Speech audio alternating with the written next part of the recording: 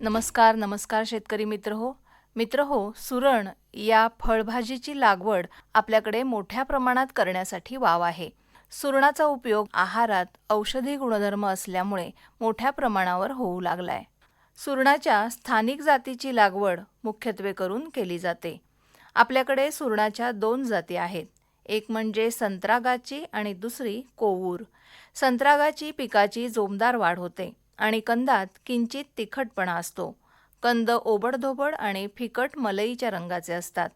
मुख्य कंदापासून अनेक कन्या कंद वाढतात. या जातीपासून सुमारे 50 ते 70 टन कंदाचं उत्पादन मिळतं. हे उत्पादन बेण्याच्या आकारावर अवलंबून असतं. कोवूर या पिकाची वाढ जोमदार असून जास्त उत्पादन देणारी ही जात आहे. कंद चोपडे असतात.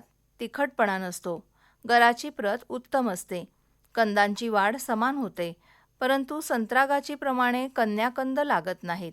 यापासून प्रति हेक्टरी 100 टनापेक्षा अधिक उत्पादन मिळतं. त्रिवेंद्रम येथील केंद्रीय कंद पीक संशोधन संस्थेमध्ये AM6, 7, 8 आणि AM16 या सुधारित जाती तयार केल्या आहेत. गजेंद्र नावाची जात आंध्र प्रदेशात लोकप्रिय झाली आहे. ही जात अधिक उत्पादन देणारी असून कंदामध्ये कॅल्शियम ऑक्सिलेटचं प्रमाण कमी असतं. कॅरोटीनचं प्रमाण जास्त असतं. ऊतीसंवर्धन पद्धतीने खोडाच्या 310 शेंड्यापासून लहान कंद तयार होतात आणि ते रोगमुक्त असतात. सुरण हे उष्ण आणि उपउष्ण कटिबंधातलं पीक आहे. त्यासाठी सरासरी तापमान 25 ते 35 अंश सेल्सिअस लागतं. पीक वाढण्याच्या काळात कमाल आणि किमान तापमानात तफावत नसावी. पाऊस समान विखुरलेला असावा. वार्षिक पाऊसमान 100 ते 150 सेंटीमीटर इतका असावा.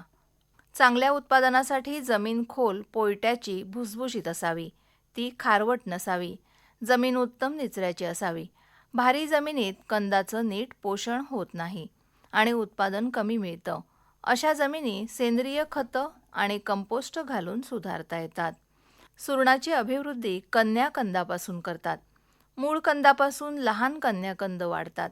सुरुवातीला एका कन्याकंदाचं वजन 20 ते 25 ग्रॅम इतकं असतं आणि 3 ते 4 हंगामात कंदाचं वजन 8 ते 10 किलोपर्यंत वाढतं. पहिल्या वर्षीच्या पिकाकरता लहान कंदांची लागवड सपाट जमिनीत किंवा वरंब्यावर मे-जून महिन्यात करावी. कन्या कंदाच्या आकाराप्रमाणे अंतर ठेवतात. सुरुवातीला अंतर कमी ठेवावं. त्यानंतरच्या वर्षात अंतर वाढवावं. कंद तयार झाले की नोव्हेंबर-डिसेंबर महिन्यात कंदांची काढणी करावी. कधीकधी चांगलं उत्पादन एका हंगामात मिळण्यासाठी 3ऱ्या आणि 4थ्या वर्षांच्या कंदाचे 2 किंवा अधिक तुकडे करून लावणी करावी. लागवडीसाठी जमिनीची 20 ते 22 सेंटीमीटर खोल नांगरणी करावी. नंतर कुळवाच्या पाळ्या देऊन जमीन भुसभुशीत करावी. त्यावेळी प्रति हेक्टरी 50 टन कंपोस्ट खत जमिनीत मिसळावं.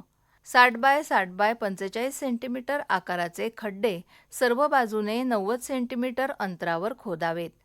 पूर्व मशागतीच्या वेळी जमिनीत कंपोस्ट खत मिसळू न देता ते खड्ड्यातील मातीत मिसळावं. बेणे लावणी गादी वाफ्यावर किंवा रुंद वरंब्यावर देखील करतात. सपाट वाफ्यापेक्षा वरंब्यावर लागवड केल्यामुळे जास्त उत्पादन मिळतं.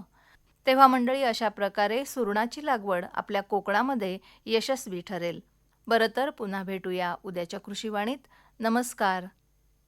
कृषीवाणी या कार्यक्रमाचं वाचन केलं विद्या तावडे यांनी आणि सादर करते होते विवेक वानखडे.